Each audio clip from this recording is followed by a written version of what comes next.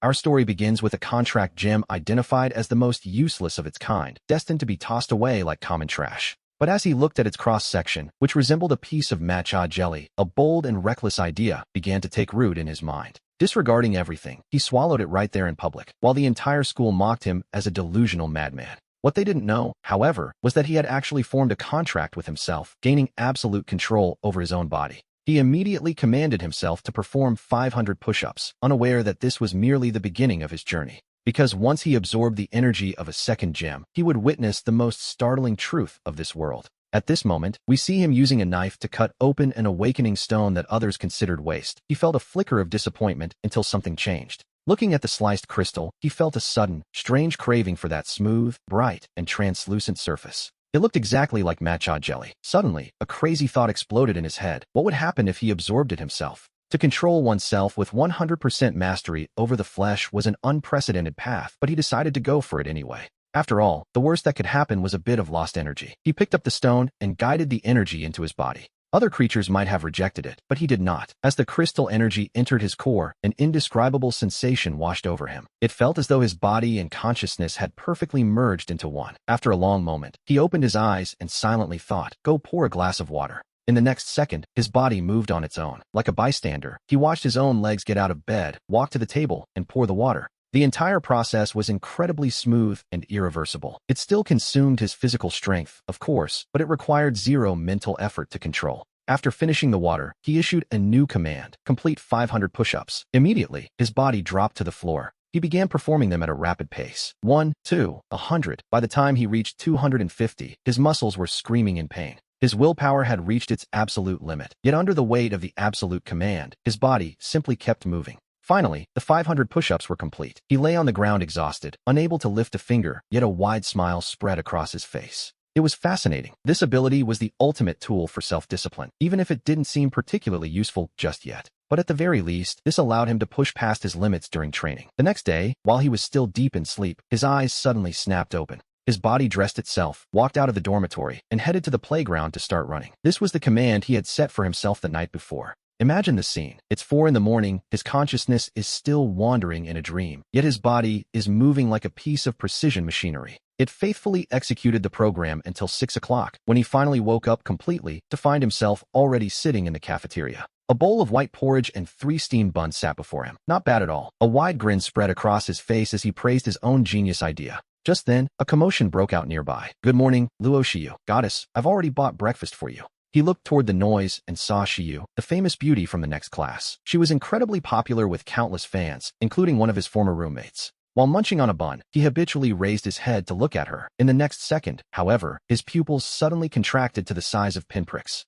A chill ran down his spine as he lowered his head, using the act of drinking porridge to hide the storm of shock brewing within him. In his memory, Shiyu was a slender girl with a beautiful face, but what he had just seen was a 2-meter-tall, upright walking, monstrous beast. Its face was covered by a thin disguise of a young girl's features, and it walked boldly through the crowd as if it belonged there. Yet everyone around her was looking at her with eyes full of adoration, seemingly completely unaware. What on earth is going on, he wondered. As the beast passed by him, it let out a greeting that sounded raspy to him, yet incredibly sweet to everyone else. "Good morning, Zhangping." He screamed at himself internally to stay calm. Keeping his expression neutral, he simply nodded. "Good morning, Shiyu." Fortunately, she didn't linger and continued on her way. He finished his breakfast as quickly as possible without drawing any unwanted attention. He left the cafeteria just like any other day. As a mature adult, he understood that now was certainly not the time to panic or act impulsively. He walked calmly toward the teaching building, intending to head to the faculty office. However, as he reached the door, he stopped cold. Through the glass, he saw a teacher's true form, another beast wearing a disguise. He forced himself to walk past the door without changing his expression.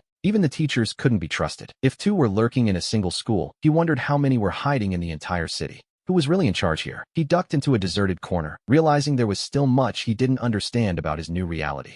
He was certain that before absorbing that crystal, he had been just like everyone else, seeing nothing. Therefore, this change must have originated from that contract gem. He reached out once more, condensing a new gem, and absorbed its energy without a moment's hesitation. If one gem allowed him to see the truth, what would a second one do? This time, the sensation was entirely different. If yesterday was about the union of body and mind, now it felt like a connection with the universe itself, as his senses were infinitely magnified. The world became brighter and more vivid than ever before. He opened his eyes and scanned the classroom until his gaze landed on an empty desk. He keenly caught a faint, lingering scent of energy residue. Suddenly, a haunting vision flickered before his eyes. While the teacher lectured on the podium, a giant beast was silently approaching a student. It was a chilling sight, to say the least. 2 lines of cold text appeared before him. Appraisal successful. This was a desk stained with tainted energy. It revealed that a top student had once been victimized by a beast here, and remarkably, no one had ever noticed. Looking at the tainted desk, a thought occurred to him. He immediately turned his gaze toward himself to test his new power. He stared fixedly at his own reflection for a full minute until, with a flash, lines of text expanded before him. Appraisal successful.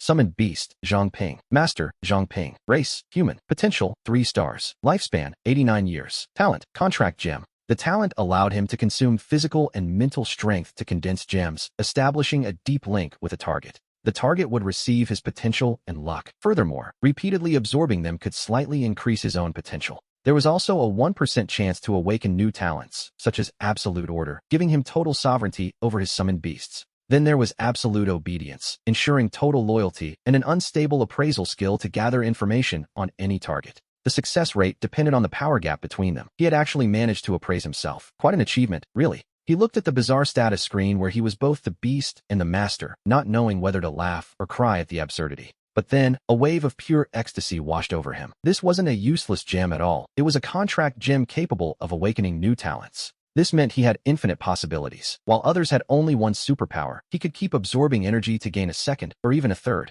Now that Zhang Ping finally had a trump card to survive this eerie world, he had to uncover the truth about Pearl City. Was it truly a human city, or just a hunting ground for beasts in disguise? He certainly didn't want his own desk to become tainted. At noon, after a quick bite to eat, he left the school. He used visiting Su Jingyao as an excuse to head out. In reality, he intended to investigate the patrol team headquarters and see just how many monsters were hiding in this city. As he stepped onto the main street, the world before him was completely overturned. Inside a cold drink shop, a humanoid beast sat cross-legged. It was gnawing on a strange piece of meat that emitted a golden glow while reading a newspaper. To anyone else, it looked perfectly normal. He appeared to be just a middle-aged man eating a snack. Zhang Ping didn't look away, silently activating his appraisal. It was a success. It was a skystretch fox, a mutated beast with the talent of cognitive distortion. It turns out they can warp how others perceive reality. No wonder no one ever noticed them. As he continued walking, he saw even more of these skystretch foxes along the way. They were shopping and chatting like ordinary people, even haggling fiercely over a few dollars. It was a bizarrely domestic sight. They possessed intelligence no lower than a human's. 2 hours later, he finally arrived at the patrol team headquarters, a place under heavy guard.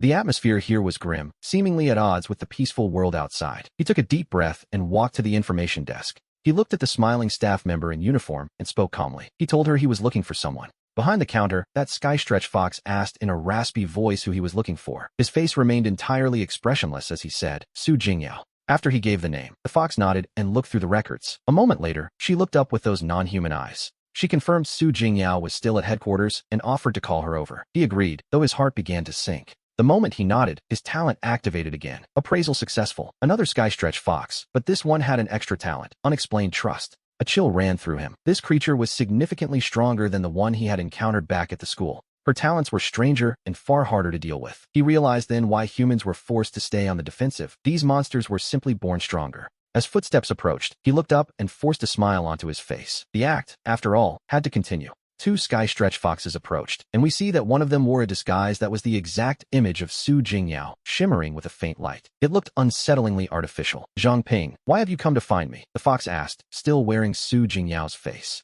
Its voice was raspy and distinctly non-human, forcing him to smile more naturally as he replied, I was just worried you weren't adjusting to the patrol team. He asked how she felt, suggesting she join him in farming if it was too much. Who would farm with you? I need to stay here to get stronger. I want to protect this city and get justice for my parents, she barked, perfectly mimicking Su Jingyao's fiery temper. He let out a long sigh, appearing genuinely regretful for her sake. Well, it seems you're adjusting just fine. That's a relief, then. When she asked if he was truly set on farming, he shrugged with an air of helpless resignation. What choice do I have with such a useless ability? I'm off. Who knows when we'll meet again? She simply nodded and turned away without a hint of lingering affection. To be honest, it was chilling. He walked calmly out of the headquarters and looked up at the piercingly blue sky. After a long moment, he exhaled a heavy, weary breath like a man who had lost everything, before turning into a restaurant across the street corner. He took a seat by the window where he could watch the headquarters main gate, ordered the cheapest tea available, and just sat there. He sat as still as a statue. Anger hadn't clouded his mind. Instead, the more furious he felt, the colder and more focused he became.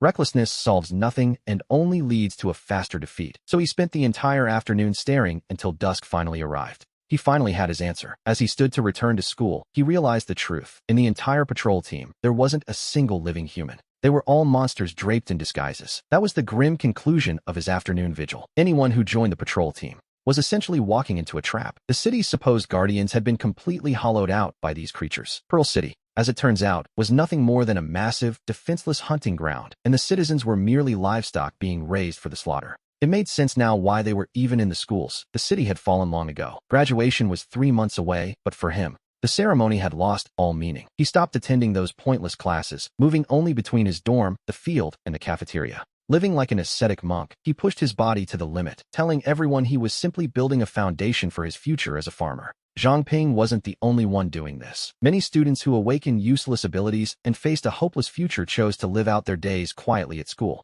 However, we see that he quickly discovered a pattern. Those seemingly ordinary students were actually the safest, as the Skystretch Fox's hunting targets were very specific. They wanted those in key departments like Su Jingyao, or those with extraordinary talent like Luo Shiyu. As for our protagonist, a summoner unable to obtain a beast was a recognized failure destined for the fields. In their eyes, he posed no threat whatsoever. This lack of potential became his best camouflage. Every day, he could feel himself growing stronger as his physical fitness and potential improved at a visible rate. He treated the contract gems he condensed as daily supplements, consuming them to push his limits further. As soon as his physical and mental energy recovered, he would immediately produce another. After a few days, though no new talent had awakened yet, the results were staggering. He could now perform 1,000 consecutive push-ups, and his stamina recovered almost instantly afterward. The days of total exhaustion were behind him. That night, sitting cross-legged on his bed, he condensed yet another contract gem. He absorbed its energy without a second thought. Suddenly, the world went silent, as if he had been pulled into a void of absolute stillness. Seconds passed before the sounds of crickets and frogs rushed back into his ears. He immediately used his appraisal skill on himself. The appraisal was a success. Summoned Beast Zhang Ping, 4-star potential. Talents: Contract Gem, Absolute Command, and Absolute Obedience. Along with his unstable appraisal, he had gained Night Walker, granting night vision, reduced presence, and increased speed in the dark. He could now achieve complete invisibility within the shadows. It was done. He felt a surge of excitement. He didn't even need to check the status panel. His body provided the most direct feedback. He leaped from the bed, feeling as light as a feather, his movements fluid and effortless. Outside, something trailing thick black smoke passed silently over the city. He took a sharp breath, realizing that if that thing attacked, the consequences would be unthinkable. This world, as it turned out, was 10,000 times more dangerous than he had imagined. The shift from 3-star to 4-star potential was far more significant than just gaining a new talent. He powered through 2,500 push-ups in one go, and felt he could easily manage 500 more. Naturally, his lighter body weight helped, but the improvement was undeniably real. His 5 senses had also become incredibly sharp, allowing him to hear the faint grinding of teeth from the next dorm. He wondered what level he had truly reached. He lay back on the bed and began to calculate his true strength, knowing that in this world, power levels were simple and brutal. Levels 1 to 9 were considered junior. Levels 10 to 20 were intermediate, followed by senior and top-tier ranks. As for the legendary king rank, well, no one in Pearl City had ever even seen a trace of one. The next day, we see him wake up to find himself automatically running on the playground before dawn had even broken. Yet his spirit was surprisingly high, as his increased potential had even reduced his need for sleep. After finishing his run, his body automatically led him toward the cafeteria, following the commands he had set the night before, until that specific figure appeared. It was his classmate, Luo Shiyu. That soul-chilling aura still made his entire body go stiff. Suddenly, she stopped right next to a girl who looked absolutely thrilled to see her. She reached out and lightly rested her hand on the girl's shoulder, leading her away from the line as if they were the closest of friends. Then, she nonchalantly dragged her toward the food counter, as if she were simply picking out a companion for breakfast at a buffet. He gripped his chopsticks so hard his knuckles turned white, keeping his head low and forcing himself to shove every bit of food on his plate into his mouth. He told himself he had to finish before that scent drifted over and then get out of there. As he made his exit, many in the cafeteria were still envying the lucky girl chosen by the goddess to share a meal. In their eyes, of course, it was a sign of favor, but in his eyes, it was a silent hunt. That girl was being led away by a hideous monster. As her figure gradually vanished into the crowd, he knew he had to understand the enemy's true nature. He clenched his fists tightly. He rushed back to the dorm, slammed the door shut, and issued a command to himself: 1,000 push-ups. Sweat quickly soaked through his clothes, but he didn't stop, moving on to 500 sit-ups and 300 frog jumps. With bloodshot eyes, he roared at himself internally. He spent the entire morning pushing his body to the absolute limit, and by noon, after a quick meal and 2 hours of rest, he began practicing his strikes, recalling the techniques taught in his martial arts class, the Pearl Three Fists. There was Rat Chase for smaller foes, Running Wolf for a lethal strike against equals, and Ox Seek for wearing down massive opponents. Though there were only 3 moves, they were the life-earned experiences of his predecessors. He wasn't a physical type, but he had his contract gems. His potential had no upper limit. At 9 in the evening, he changed into black clothes and slipped out of the dorm like a ghost. On the playground, junior students were still practicing their drills. He ignored them, only casting a distant glance toward the girls' dormitory. His fists tightened in his pockets once more. "Don't rush, Zhang Ping," he told himself, knowing he was still far too weak to leave the school. He merged completely into the night, his night walker talent making him feel as if he didn't exist in this world as passers-by walked right past him. They simply didn't see him. He began to navigate the streets around the school like a true hunter, silently recording information on his prey. He recalled the lessons from class. A liquefied beast's eyes glow at night, white for junior level and green for intermediate. Senior is blue, while top tier is red. Although he lacked experience, his judgment was likely accurate enough, and he soon discovered something troubling. Lately, the strength of these sky-stretch foxes generally ranged between intermediate and senior, roughly levels 19 to 25. However, after a few days, a massive doubt began to grow in his mind. He spotted another junior level while crouching in a corner, watching the eyes in the distance. That sky-stretch fox emitted a bright white light as it strolled boldly down the street. This made no sense at all. A junior liquefied beast, no matter how strange its abilities, shouldn't be able to hide from intermediate or senior awakeners. Level suppression is absolute, after all. It's as impossible as a primary schooler winning a feat of strength against a grown man. Yet, the fact remained, these junior monsters were running rampant and committing crimes in the streets, while the nearby experts acted as if they were blind. In all of this, there had to be a key piece of intelligence he was missing. He glanced at the junior fox before vanishing into the deeper shadows. He now had a rough map in his head, centered around the school, across the 16 nearby streets. At least 50 sky-stretch foxes were entrenched. The strongest outside was likely above level 25, but the one posing as a teacher inside, that one was likely nearing level 30. He didn't even dare use his appraisal skill on that monster. A beast-like intuition warned him against it. He felt certain that if he dared to peer into its secrets, he would be dead the next second. This wasn't a mere hallucination. The monster wearing Luo Shiyu's face was at an absurdly high level, perhaps even a top-tier alienated beast. He finally had enough intel. Back in the dorm, he did push-ups on the cold floor. As sweat dripped, his mind raced. Acting alone was clearly a suicide mission. But these monsters' abilities are far too sinister. Even the low-level ones can deceive high-ranking awakeners. Without proof, who would believe him? The only way forward was to obtain a carcass as evidence. Only with physical proof could he hope to convince the true power players. However, hunting a sky-stretch fox was like kicking a hornet's nest. He had no certainty that he could survive the encounter and return alive. It all came back to the same problem. He was still too weak. He gritted his teeth and ordered himself to do 500 more sit-ups. Over these past few days, he had been absorbing the energy of 2 contract gems daily. His potential was rising, and his body was growing stronger. Yet, a new talent had yet to emerge. The only thing keeping him from despair was the tangible sense of daily progress. The next morning, we see him open his eyes even earlier than before. It was 4 in the morning, and the sky was still a void of pitch black. The only sound on the playground was his heavy breathing as he ran. The wind was cold, and for a moment, he felt as if he were back in his past life.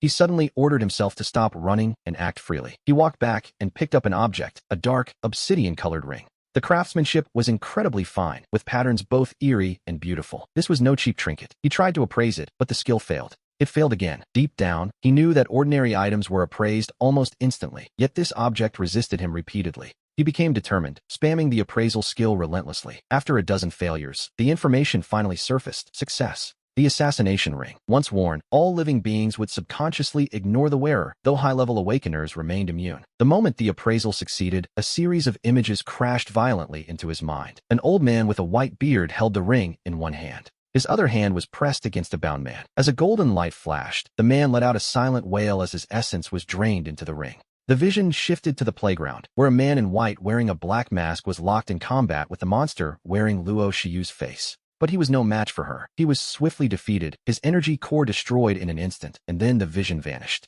He understood everything now, and a cold sweat broke out across his skin. This ring was likely a lure left behind by the sky-stretch fox. He looked up sharply toward the girls' dormitory, but all was silent. He forced himself to stay calm and made a split-second decision. He quietly slipped the ring onto his finger. To throw it away now would be even more suspicious while his Nightwalker effect was still active. He realized he had to get back to the dormitory immediately. Turning around, he vanished into the night, leaving the playground behind. Near a corner outside the fence, a yawning sky-stretch fox suddenly felt something was wrong. It rubbed its eyes, realizing the ring was gone. The creature leaped onto the field, pressing its nose to the ground to frantically sniff for a trail. But amidst the chaotic scents, it subconsciously ignored the young man's presence entirely. After a fruitless search, the fox was stunned. It seemed as if no one had been there at all. It had been watching all night under Luo Shiyu's orders. How could a ring just evaporate? Someone had to have taken it, someone capable of hiding from a fox. The creature narrowed its long, slit-like eyes, suspecting a high-level awakener, and bolted toward the girls' dormitory. Meanwhile,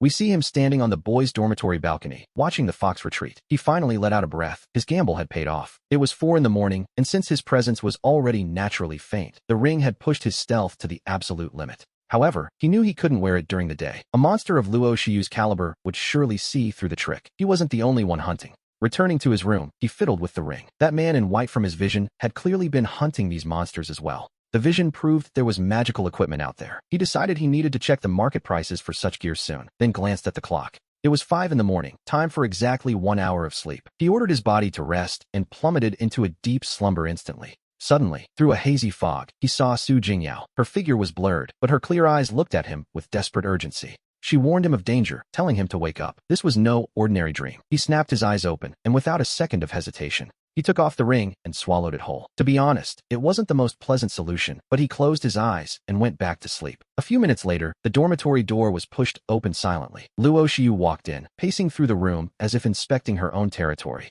She stopped right beside his bed and leaned down. Her disguised face was so close he could have felt her breath if she were actually human. As the balcony wind ruffled the edges of her human mask, those narrow, predatory fox eyes peered out from behind the skin, scrutinizing him. Her sharp claws slowly extended, stopping less than a centimeter from his temple. He could even smell the faint, metallic scent of old energy clinging to her talons. After a tense moment of silence, she finally retracted her claws and turned to leave, vanishing back into the hallway. Another sky-stretch fox asked in a low whisper why she didn't just finish him, but Luo Shiyu only gave her a cold glance, stating it wasn't him. She warned the creature not to waste food, causing it to shut its mouth instantly. Luo Shiyu looked back one last time at the room. As he lay there appearing fast asleep, she and her subordinates vanished down the hallway. Half an hour later, he bolted upright, heart pounding wildly. That had been far too close for comfort. He glanced out the window, and only after confirming they were truly gone did he finally breathe again.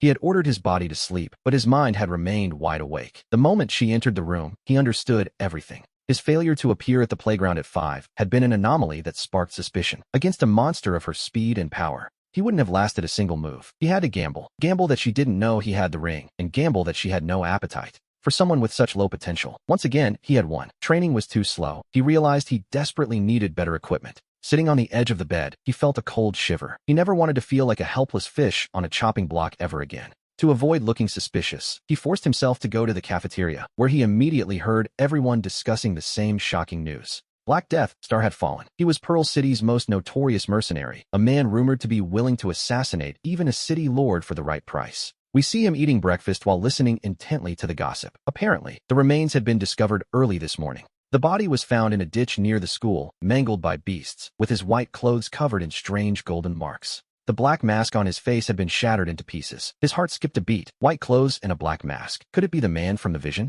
This meant the ally he thought he had last night was actually just a mercenary for hire. But that raised a new question. If Luo Shiyu was an orphan just like him, who would spend a fortune to hire Black Death Star to deal with her? Unless, of course, someone else had also discovered these disguised monsters and decided on a simple, brutal solution. Pay a professional to eliminate the beast. His expression turned thoughtful. It was actually a brilliant plan. No need for evidence or convincing anyone, as long as you had the money. A mercenary wouldn't care if the target was human or monster. Unfortunately, he had failed and only alerted the enemy. After finishing breakfast, he returned to the dorm to train regardless. He condensed a contract gem and began absorbing its energy when suddenly, a strange sensation took hold. The wondrous sensation of all things sublimation erupted from within him. He froze for a moment, wondering if this was a new talent manifesting. He immediately performed an appraisal on himself. Success: Summoned Beast, Zhang Ping. Potential: 4 stars. Rank: Junior Awakened. Level 2. Talent: Stable Appraisal. It turns out his skill had simply leveled up, a realization that filled him with sudden joy. The appraisal skill had shifted from unstable to stable, and it now displayed levels. This meant, quite simply, that things were changing.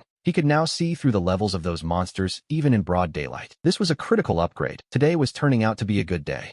To celebrate, he decided on 2,000 push-ups. He smiled and began to warm up, noting that as his level rose, his physical and mental strength had both increased by about 5%. It wasn't much, but every bit counted. As night fell, he donned his assassination ring. He left the school. Between his night walker trait and the ring, he was now a literal ghost. We see him stop at a street corner, where he activated his appraisal on a Skystretch Fox inside a shop. Success: Liquefied Beast, Skystretch Fox. Rank: Ultimate Liquefied Beast. Level 15. It worked. Now that he had a baseline, he began wandering the area, memorizing the level data of every Skystretch Fox he encountered. Half an hour later, he arrived at a weapon shop called Soul of Iron. He had been eyeing this place because the owner was actually human. Furthermore, the customers were mostly adventurers, marginalized groups of orphans just like him. Entering here wouldn't raise any suspicions whatsoever. After observing for a while, he stepped inside when the shop was empty. A wave of heat hit him, coming from a massive furnace at the back. A thin old man leaned against the wall, puffing away on a long pipe without even lifting an eyelid. Zhang Ping ignored him in return.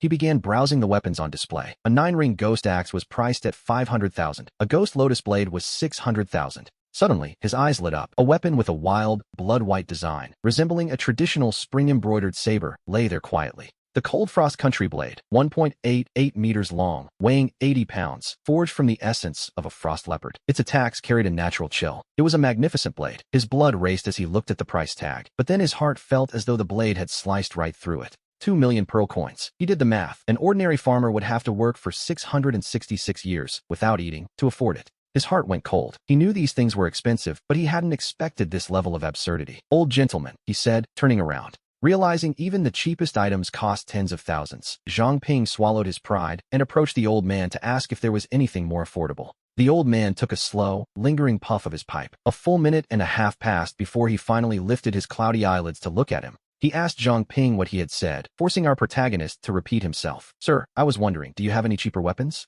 The old man stared as if his brain had a half-century delay before giving an answer that had nothing to do with the question. My son is waiting for dinner. Zhang Ping was utterly speechless. Just then, a middle-aged, muscular man rushed inside, wearing tattered camouflage and sporting a massive, inverted triangle physique. His arms were thicker than Zhang Ping's thighs, and he carried a pitch-black giant sword on his back, clearly a seasoned veteran of the wasteland. Sorry, little brother, the shop is closed for now, the man said, putting down his weapon. The old man, however, looked at him with immediate dissatisfaction. Cho Chang, where are you taking Dashin now? He grumbled. Cho Chang looked pained as he replied. Uncle Lu, why did you open the shop again? I told you to wait for me at home. I'll find Dashin soon. The old man swung his pipe at Cho Chang's head, cursing him for being useless. All you do is mess around. Tell Dashin to come home for dinner. Cho Chang nodded repeatedly, promising he would find him right away. When Cho Chang suggested they go upstairs, the old man hit him again, insisting he stay in case a regular customer arrived. Cho Chang could only sigh and yield. He promised the old man that they wouldn't go anywhere. Suddenly, his eyes lit up as he noticed Zhang Ping trying to slip away. A student, he called out.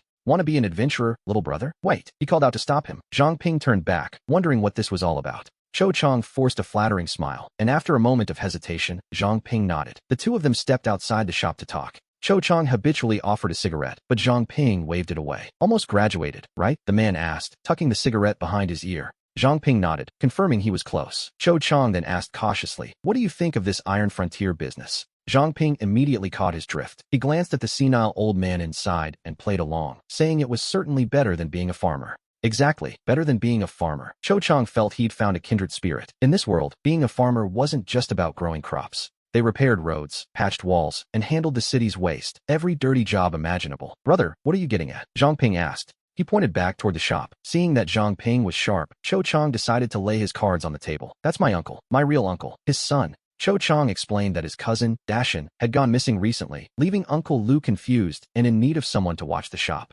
He offered to teach Zhang Ping some combat moves in his spare time, promising he'd be ready for the wasteland soon. Think about it, free room and board. On top of that, he offered 100 yuan monthly salary. Zhang Ping was tempted, but he cautiously told the man he would give his answer tomorrow. He knew that the missing Dashin had likely been consumed by the lake fox, and while the dorms were dangerous, the wet rain monster only targeted girls, making it relatively safe for boys. However, after that morning's room inspection, his sense of security had dropped to zero. All right, think it over, Cho Chang said, suddenly pressing a dagger into Zhang Ping's hand as a gesture of friendship. He warned him that the city had become unstable lately and to stay sharp. With that, he turned back into the shop, leaving Zhang Ping to his thoughts. As he walked, he instinctively drew the blade. The moment the sheath opened, a cold light flashed, causing his pupils to contract in surprise. The material was identical to that 2 million yuan sword, the Cold Lady. The blade was translucent white and radiated a bone-chilling frost. This was an incredibly heavy gift. He realized then that betting his life on a monster's specific taste and victims was a fool's errand. What if the wet rain decided to change its diet one day? He decided right then to accept the job tomorrow, still admiring the dagger.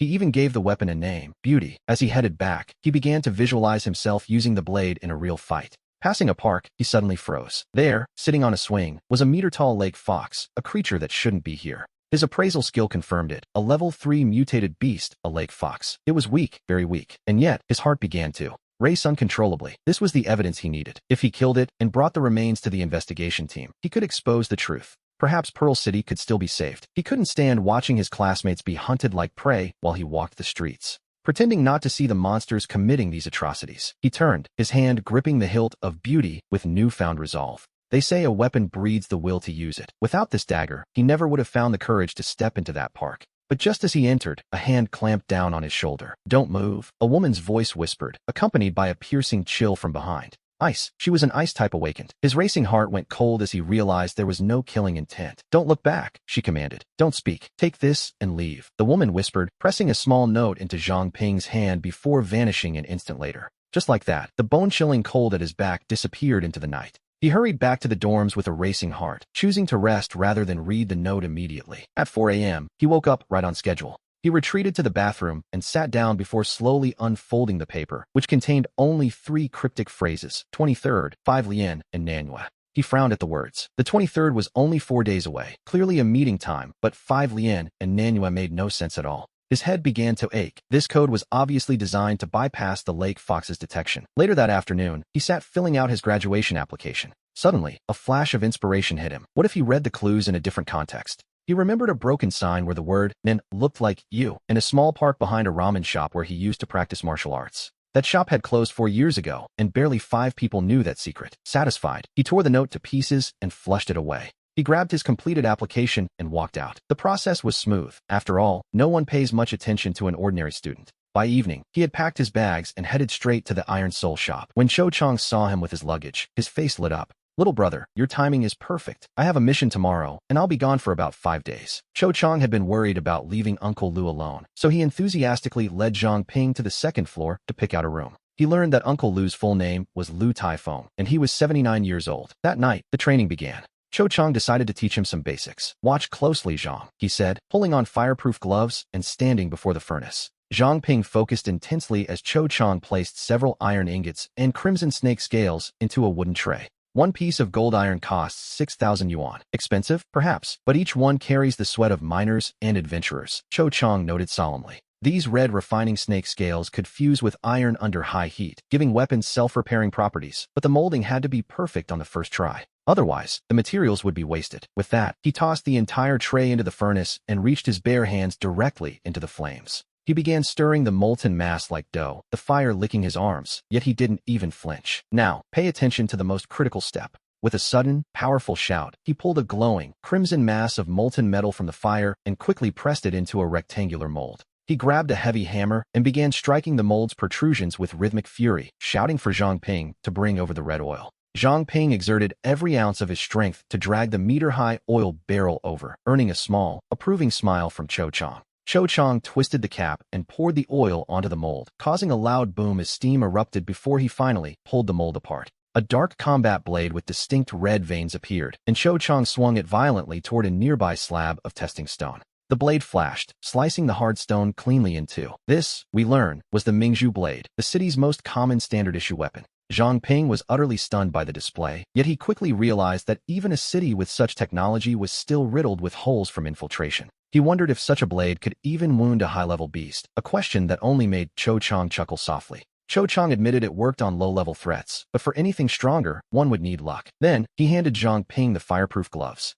Zhang Ping took a deep breath, donned the gloves, and stepped forward to place the raw materials into the furnace just as he had been shown. A terrifying wave of heat hit him instantly, singeing his eyebrows, but Cho Chang warned him not to retreat and to feel the materials changing. Gritting his teeth, Zhang Ping reached his hands into the flames and grasped the scalding mass, beginning the difficult process of kneading it. He soon discovered this was 10,000 times harder than kneading dough, requiring every bit of strength he possessed to mix the materials. Sweat soaked his back instantly as Cho Chang urged him to hurry before the materials burned away. Finally, the mass felt unified. He pulled it out and stuffed it into the mold, but when he reached for the heavy hammer, he found it was absurdly heavy. Using both hands, he barely managed to lift it, striking with all his might until the mold was flat enough to pour the oil over. Steam exploded with a roar, and Zhang Ping finally collapsed to the floor, completely exhausted as Cho Chang offered him some water. He downed the water in one gulp while Cho Chang watched him with a new sense of genuine admiration in his eyes. Cho Chang remarked that the school teachers must be blind, as Zhang's resilience was more than enough for the top 3 universities. Wiping his mouth, Zhang Ping finally asked the question that had been bothering him for days regarding the patrol and investigation teams. Zhang Ping asked what that mysterious third organization was called, but Uncle Cho simply spread his hands with a look that said he truly didn't know. He explained that Mingzhu City had been like this since the beginning. Everyone knew a third group existed, but its name and purpose remained a total mystery. Zhang Ping stood there stunned, realizing that the entire city was playing a game of hide-and-seek. He had assumed his own lack of knowledge was the problem. As it turned out, no one had ever seen them. Uncle Cho figured it was likely some secret assassination department and told him not to worry about it. Uncle Cho slapped the mold and asked if he had rested enough to see his first creation. Zhang Ping stood up, his palms slick with nervous sweat. At Cho Chang's gesture, Zhang Ping grabbed the lever and pulled hard. Suddenly, a strange, eerie silver light flickered from within the mold. His brow furrowed as he looked at Uncle Cho, certain he had failed. Cho Chang simply shrugged and lifted the newly forged blade. The blade was covered in messy silver threads, looking like a total disaster compared to the beautiful red veins of a standard Mingzhu blade. Cho Chang walked to the testing block and swung. The blade flashed, but the stone remained untouched while the sword itself suddenly snapped in two. The tip of the blade flew off and stuck firmly to a nearby magnet. Cho Chang told him to clean it up, his voice betraying no emotion. Staring at the broken edge, Zhang Ping realized the furnace's heat had roasted him like a pig, causing his strength to fail during the final steps. Because his movements had been so messy, the forging was a failure. After that, Uncle Cho sat him down to explain his mistakes. He broke down every single error in Zhang Ping's technique. To be honest, this practical lesson was 10,000 times better than school theory. Then, a painful question occurred to Zhang Ping. He asked Uncle Cho exactly how much money he had just lost on that failed batch. Uncle Cho sighed and said it was about 60,000. Zhang Ping's heart sank and his face turned pale. He couldn't afford that even if he sold himself. Seeing the boy's terror, Uncle Cho suddenly burst into laughter, slapping his thigh and admitting he was only joking about the cost. He promised to teach him how to recycle the scrap later, noting that if Zhang had succeeded on his first try, even Dashin would have to call him senior. Before he could finish laughing, Grandpa Lu's tobacco pipe landed with a precise thwack on his forehead, making Cho Chang wince in pain. Grandpa Lu's eyes cleared for a moment as he noted the boy's talent was greater than Dashin's, before he drifted back into confusion, asking where Dashin was. Uncle Cho sighed and patted Zhang Ping's shoulder with a heavy expression, telling him to look after the old man before he hurried away. Zhang Ping nodded, realizing that while Uncle Cho had a bit of a big mouth, he still spent 10 minutes nagging him before finally leaving. With only the sound of the furnace remaining, Zhang Ping poured a cup of water and approached the old man, but Grandpa Lu ignored him. The old man smoked in silence until he suddenly looked up, his eyes as sharp as a drawn blade, and told Zhang Ping to set the cup down. Confirming that Cho Chang was gone, Grandpa Lu revealed he wasn't actually senile, calmly stating that he knew something had happened to Dashin. He explained that he only played the fool to keep Cho Chang from investigating and getting killed. As long as Cho had someone to worry about, he would stay safe like a turtle in its shell. Zhang Ping was stunned by the old man's calculated wisdom, the mark of a true veteran. When asked if he feared Zhang Ping would tell the truth, the old man just smiled. Zhang Ping could only shake his head and promise he wouldn't.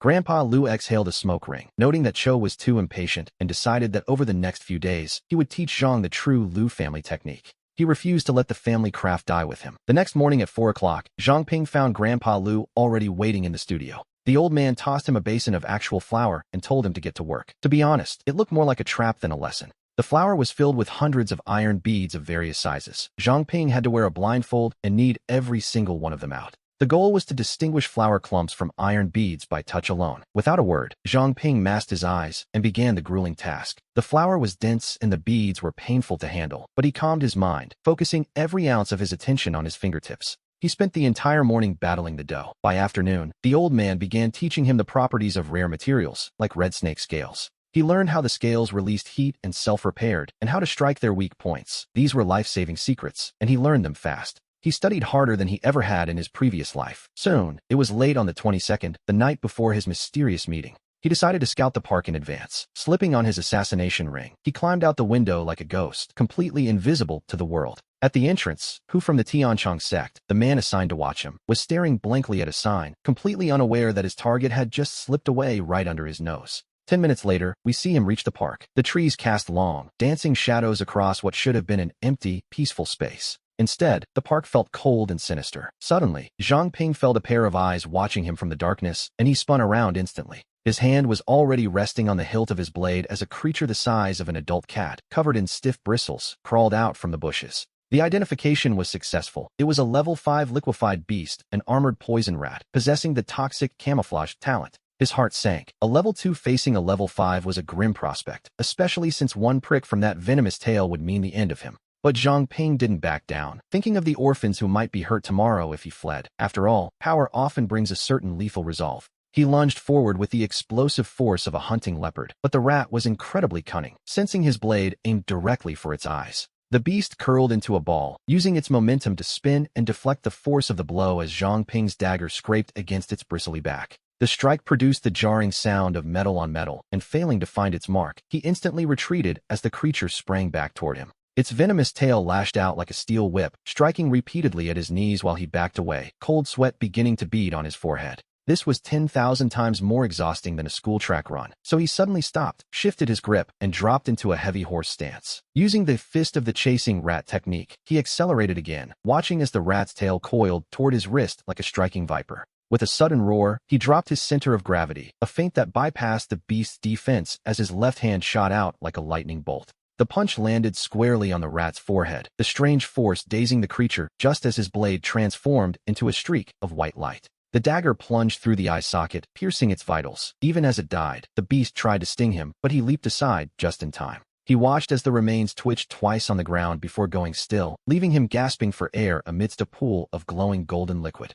It was fortunate that it was night, as his Nightwalker speed bonus had truly saved his life. A few minutes later, he vanished into the dark. Soon after, two women appeared by the carcass, one in a light green military uniform and the other wearing a mask of chilling ice. The woman in uniform picked up the rat's remains, wondering aloud if the person who did this was a man or perhaps something more cunning. After a brief exchange, the two of them collected what was left of the beast and quickly disappeared into the night. The next morning, before dawn, Zhang Ping decided to attempt the living dough forging once more to craft a contract gem, tossing the rare materials into the roaring furnace. This time he was mentally prepared, gritting his teeth against the searing waves of heat, until a sudden, sharp pain erupted in his stomach. He couldn't help but gasp in shock, and as he did, the furnace flames suddenly surged like a fire snake, being sucked right in. The fire vanished into his nose, sending a warm current down his throat and into his stomach, making him feel instantly revitalized. A new talent had awakened, he realized with a start, though he didn't stop working as old Lu watched him from the side. The old man glanced at him without a word before finally speaking, noting the temperature was too low and he needed more wood.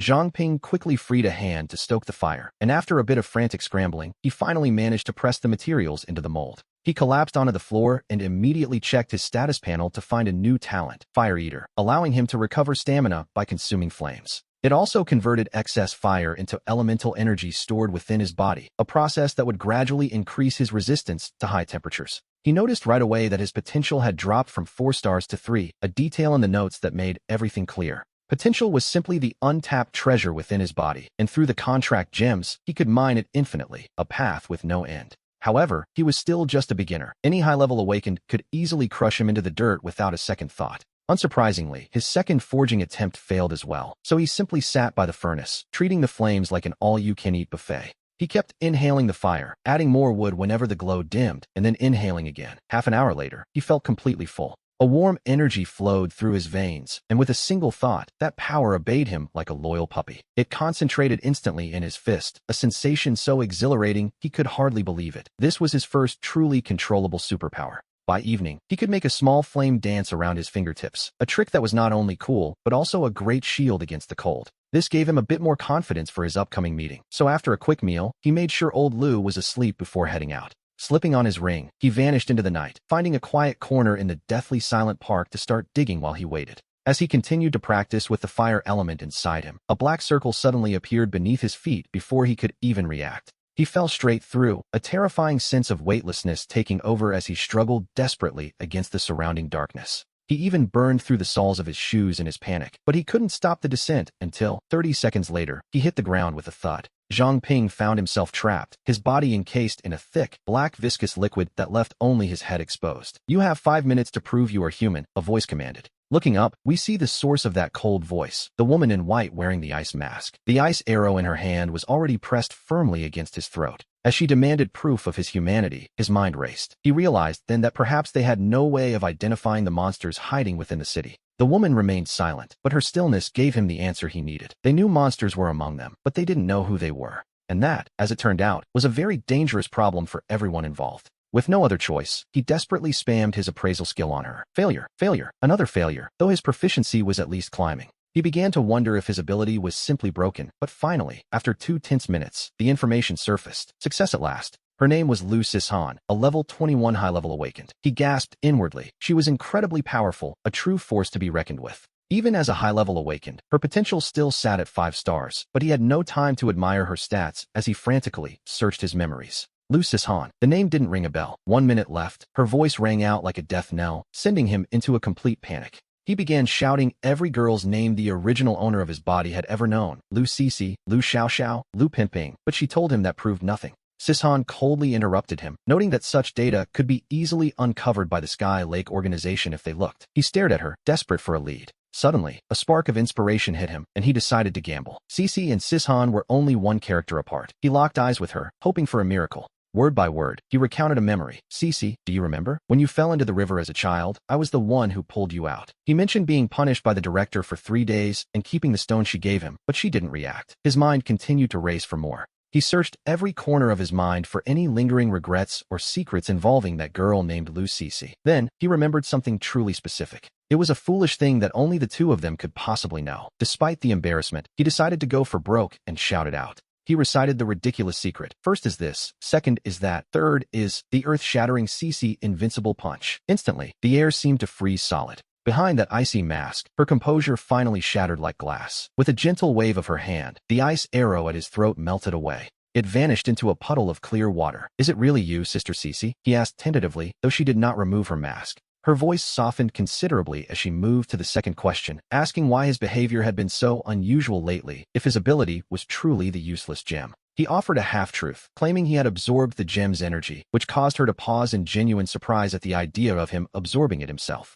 He explained that after the absorption, his mind became clear, leading him to discover 2 monsters hiding right inside the school. Lu Sishan's tone grew heavy with seriousness as she asked if he could accurately identify every monster in the city, but he quickly turned the tables. He asked if they truly didn't know what these monsters were, and her silence told him everything. They were essentially flying blind. Deciding to add fuel to the fire, he revealed that the hidden monsters were sky-stretch foxes, creatures capable of distorting cognition and subverting common sense. He warned her that with the school as the center, every street held over 30 of them, and the patrol teams had already been completely wiped out. He noted that not a single soul was left alive. Sensing the expression behind her mask turn incredibly grim as he offered to share the identities he'd recorded. Suggesting they verify the information themselves, he laid down his final chips, naming the Wanshang breakfast shop on Lei Street as a starting point. He exposed the landlady there as a fox, along with the owner of Joan Furniture and the 3 blacksmiths at the Longxiang workshop on Longzhu Street. He told her to investigate first before they spoke further, adding a final, stinging suggestion that she check her own organization for moles as well.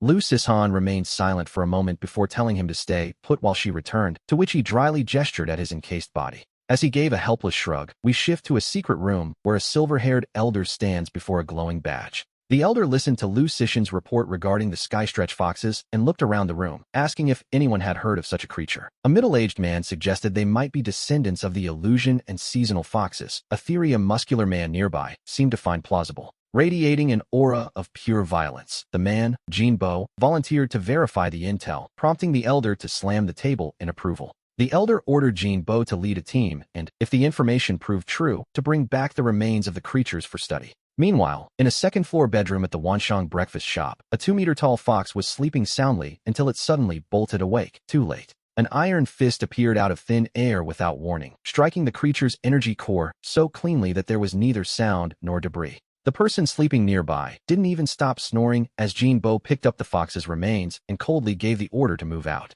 At almost that exact same moment, back in the school dormitory, Luo Shiyu's eyes snapped open as he suddenly vanished, reappearing hundreds of meters in the air. Yuegyo has fallen, he muttered, his voice cold as ice, just before sensing another presence vanishing, yet another one gone, prompting a furious roar. That roar, filled with absolute rage, transformed into a terrifying shockwave that swept across half of Mingzhu City, startling countless creatures lurking in the darkness. The sky-stretch foxes were jolted awake, their human disguises fluttering like paper in the wind, but by then, Jinbo's team had already secured 2 corpses. We see them vanish beyond the city limits, and the moment they leave Mingzhu City, those 2 human bodies begin to twist and deform. They transformed into 2 massive foxes, a sight that caused Jinbo to flash a grim, satisfied smile. At last, they knew exactly what their enemy looked like. Back in the secret room, the badge in Lu Sishan's hand began to glow as the captain's voice came through, calling her name. He ordered her and Manny to protect Zhang Pin from the shadows, leaving his credibility to her judgment while promising full cooperation to identify every fox. Lu Sishan returned to the protagonist and released his restraints, having finally verified that his information was indeed accurate. As he stretched his stiff limbs, he asked for confirmation. She nodded, though she warned him he would remain an informant for now, just in case it was a trap. He offered a casual smile, feeling that being an informant was a small price to pay to stop these monsters, though one burning question remained. He looked her in the eye and asked why the city's high-level awakened couldn't see through such low-level disguises, prompting her to take a deep breath. She gave him an answer that made his skin crawl. There was likely a king-class liquid beast hiding somewhere within Mingzhu City. His eyes widened in shock at the mention of a king-class entity, and he asked if their side had anyone of that caliber. The answer was a simple no. A chill ran down his spine as he wondered how they could possibly fight such a thing, a question that left Lu Sishan in a heavy silence. Without a king of their own, they would have to rely on sheer numbers. The next day, he continued his training with Lu Taifeng, who spoke of the outlying villages. The old man puffed on his pipe, explaining that the people there were known as savages, people who worshipped monsters as gods.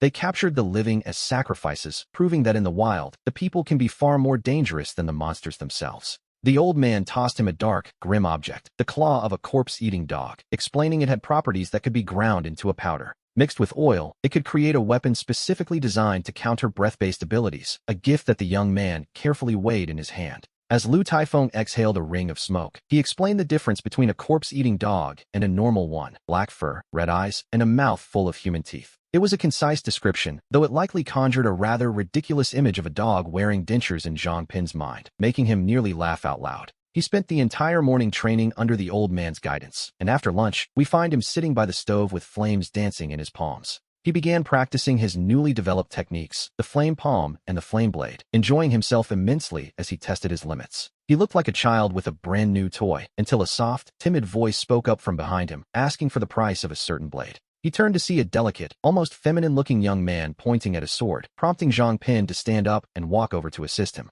After a quick glance, he explained that this particular one wasn't for sale as it was a sample. The boy looked embarrassed, admitting he was just an apprentice. Zhang Pin shrugged, explaining he couldn't make that call, and as the boy walked away disappointed, he watched his back, feeling a strange sense of familiarity. He couldn't quite place the face, but he remembered the boy mentioning he trained at his family's martial arts hall, a place for the strong, surely. He decided he would head out that night to investigate, but the moment he climbed out of his window, he spotted a familiar figure in the shadows. It was Lu Sishan, her silhouette flickering through the alleyway. He followed immediately, only to feel the ground vanish beneath his feet a second later. The two of them reappeared in that familiar secret room, where she got straight to the point regarding the Skystretch Fox's ability to rationalize their attacks. To an outsider, their violence looks perfectly normal, so she insisted they needed a secret signal. Otherwise, she might not even realize he was being attacked. He frowned, realizing this was indeed a massive problem, remembering how Luo Shiyu's previous assault looked like a simple dinner invitation to everyone else. A single signal might not be enough, so after a moment of thought, he suggested several backups: a specific shout, a coin toss, or a subtle hand gesture.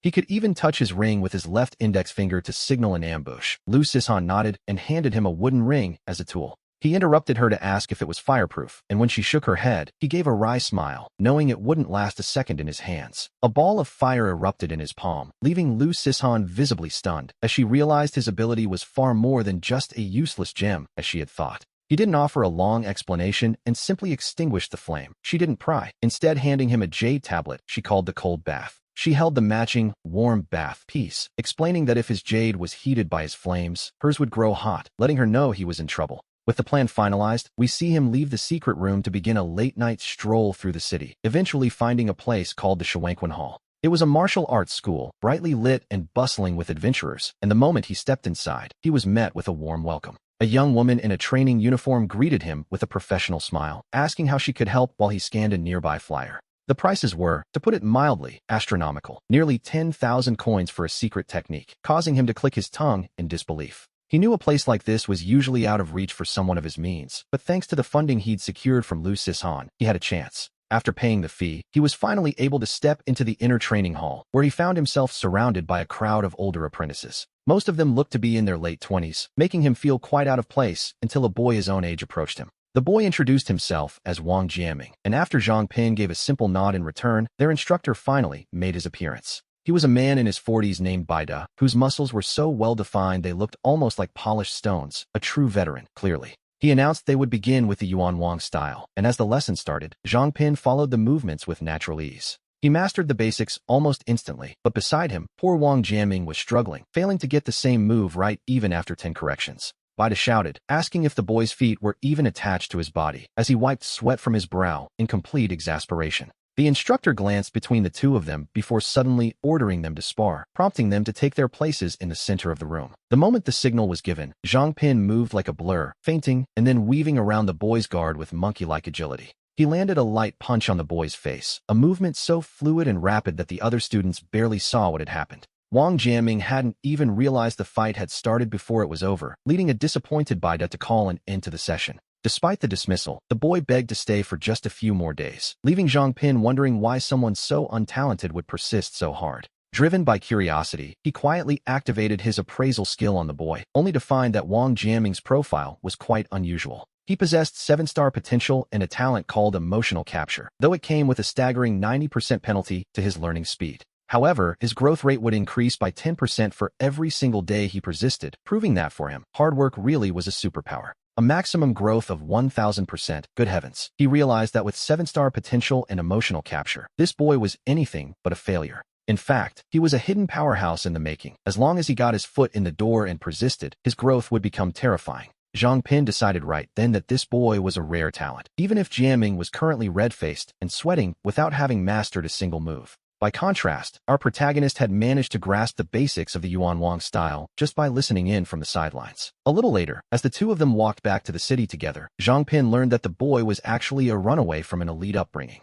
Wang Jiaming laughed heartily, promising to practice again tomorrow, completely unaware that he was destined to be a late-game monster. Returning home, Zhang Pin climbed through his window, but the moment his feet hit the floor, he sensed the atmosphere in the room was off. Lu Sishan was already there, sitting expressionless at his desk, prompting him to joke that she was going to give him a heart attack. He closed the window tightly as she spoke in a cold, anxious tone, informing him that the purge operation had run into serious trouble. Someone had been badly injured because a target named Chang who possessed a strange ability to inspire trust, something Zhang Pin hadn't mentioned. He immediately shook his head in denial, insisting the targets he identified weren't like that. Perhaps they had swapped identities or a prophet was interfering. She told him she would investigate and warned him to be careful before her figure flickered and vanished like a drop of water in the ocean. Looking at the now empty room, he couldn't help but mutter a small complaint about her dramatic exits, which, to be fair, were quite efficient. By the time Saturday morning arrived, he had finished his routine of famous fist techniques and practiced the new Yuan Wang style twice over. After a quick trip to the market, we see him return to the shop, ready to begin another day of dedicated forging practice. Old Man Lu took him through the materials room, pointing out a deep blue finger preserved in a jar, a trophy from a sea person. He reminisced about how those monsters tried to invade 60 years ago when he was just a recruit fighting alongside the city lord. Zhang Pin stared curiously at the greenish finger, learning that these hybrids from the sea worshipped a sea god and hated land dwellers. The old man snorted before pulling out a feather as red as fresh blood, identifying it as a firebird feather. This, he explained, was a true treasure that could ignite during flight, making it a nearly unstoppable hidden weapon if one could craft it. On the market, a single one costs 50,000 pearl coins, if you can even find it. Zhang Pin stared at that feather, his heart itching with desire. He imagined crafting a blade from these feathers. Combined with his fire seer talent, he'd essentially have a weapon with infinite fuel. A dream come true, really. By the afternoon, as closing time arrived and Old Man Lu went upstairs to rest, the front door was suddenly kicked open with a violent bang. Xiao Chang burst in, weighed down by bags and swearing under his breath, smelling of a pungent mix of dirt and raw energy fluctuations. The scent was noticeable from 3 meters away as he slumped onto a stool by the counter, his mouth still spewing frustrated insults.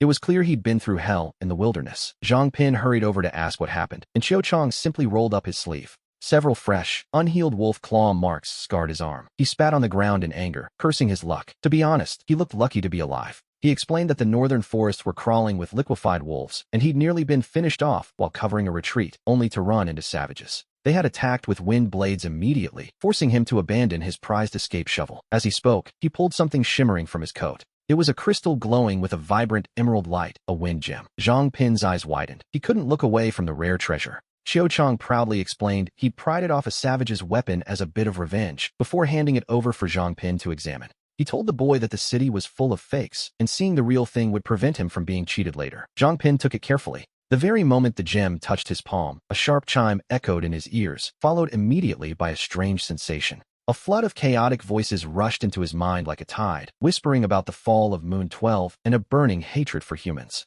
The voices were a confusing jumble of threats and names, until a notification appeared. He had awakened a new talent called Wind Whisperer. The wind would now bring him all sorts of information, whether he wanted to hear it or not. A slightly overwhelming gift, if we're being honest. He realized he had awakened yet another talent, and this one was a passive skill he couldn't turn off. He struggled to ignore the noise in his head. He pretended to be calm as he returned the gem to Qiu Chang, though his mind was reeling. By noon, we see him back at work with the Iron Soul. He practiced his fire control while correcting Wang Jianming's form in the Yuan Wang style. Suddenly, a new sound cut through the mental clutter. A raspy, gravelly voice echoed in his mind in full stereo, whispering to someone named Moon 6 to look at the two boys. This was not good. The voice remarked that they looked delicious and should be lunch. Zhang Pin spun around to see two sky foxes sizing him and Wang jamming up like pieces of meat. Standing at the door, they stared. His heart sank, and he immediately gripped the cold jade in his pocket as flames ignited in his palms. Almost simultaneously, the ground beneath them transformed into a black hole, and all four of them plummeted into the darkness below. The two sky foxes reacted with terrifying speed, pouncing the moment they landed. Zhang Pin pulled Wang Jianming back, letting out a desperate shout. He warned his friend that these were monsters. Flames erupted from his palms, but one of the foxes simply tore through the fire with ease. The 3-meter-tall beast lunged for his vitals. He barely escaped with a clumsy roll, screaming toward an empty corner for help. He called out for Sister Cece, fearing he was finished, but Lu Sishan didn't appear. The power gap between the boys and these monsters was vast. They were outmatched by an entire rank, leaving them completely overwhelmed. Zhang Pin scrambled and crawled, doing anything just to stay alive. He fought with everything he had just to buy time. 30 seconds later, he was backed into a corner as the Sky Fox raised a claw with a sneer. He could practically smell his own end approaching. But right then, a stream of blue water shot out like a venomous snake. It sliced through the Sky Fox's neck in an instant. The massive head flew upward as golden liquid sprayed across the dark room like a fountain. Following the trail of water with his eyes, we see Lu Sishan standing in the corner, surrounded by a swirling mist of moisture.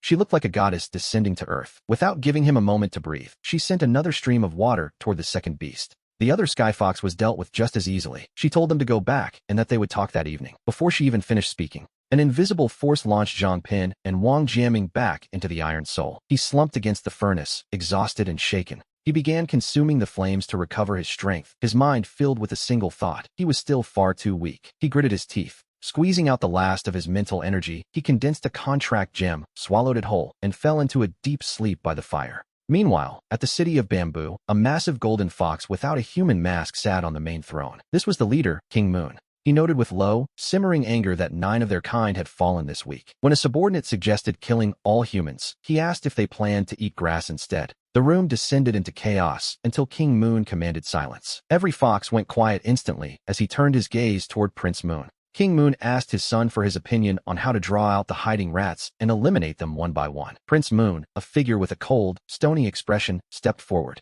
His voice was icy as he agreed. King Moon slowly closed his eyes, preparing to hibernate and retract his aura, leaving the rest of the plan in his son's hands. A glimmer of excitement flashed in Prince Moon's eyes as his towering silhouette stood before the king, ready to take control. He issued orders to all the Sky Foxes, declaring that he was now in command. The foxes responded in a thunderous, unified chorus of obedience. That night, inside the dark room, Wang Jianming couldn't wait a moment longer to ask Zhang Pin what was happening. Zhang Pin decided to tell him everything about the Sky Foxes. He explained the situation in detail. After listening, Wang Jianming's face turned deathly pale as he whispered his fear that his mother had been consumed. His voice trembled, noting she had been acting strange, and stopped cooking. Zhang Pin immediately gripped his shoulder to steady him. He told his friend not to scare himself just yet, promising to go to his house later to confirm the truth. Wang Jianming looked up, his eyes bloodshot. He asked what he should do if his mother really was gone. The answer was simple: seek revenge and eliminate the monsters responsible. Lu Sishan appeared suddenly in the dark room, startling both of them. To be honest, her timing was always a bit dramatic.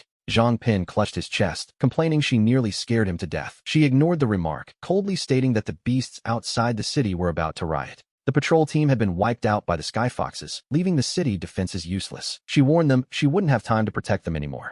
Zhang Pin interjected, revealing he knew the Sky Fox leader was hibernating, which had emboldened the other creatures to try and take a piece of the city. He had overheard the entire Sky Fox meeting through his Wind Whisperer ability. He cursed the monsters under his breath for their schemes. Lu Sisan looked at him with surprise, wondering how he knew so much. Her brow furrowed as she asked what else they were planning. Zhang Pin explained that the prince intended to watch the chaos and target anyone strong enough to resist the beasts. He was exposing their entire hand. They wanted to wipe out all the experts in Pearl City. Lu Sisan sneered, remarking that if they wanted to play games, they would see who died first. The next moment, the world spun for Zhang Pin and Wang Jiaming. In the blink of an eye, they were back at the Iron Soul Furnace. Wang Jiaming, still pale, grabbed Zhang Pin's arm and asked to sleep there. He was terrified that the woman at his home wasn't actually his mother. Zhang Pin sighed and pointed toward the guest room. Meanwhile, in a late-night meeting, the Sky Foxes continued their plan to stir up trouble. We see the humans deciding to spice things up. Situ Shirbai, that 200-year-old monster, gave a smiling order to activate the Phantom Light Heaven's Wrath. If the foxes love to watch, they'll get an eyeful. Chen Ming, the half-baked prophet, pushed up his glasses and suggested they take a more aggressive approach. He wanted to eliminate as many as possible. Though the future was blurry, his intuition told him this plan would actually hold the city.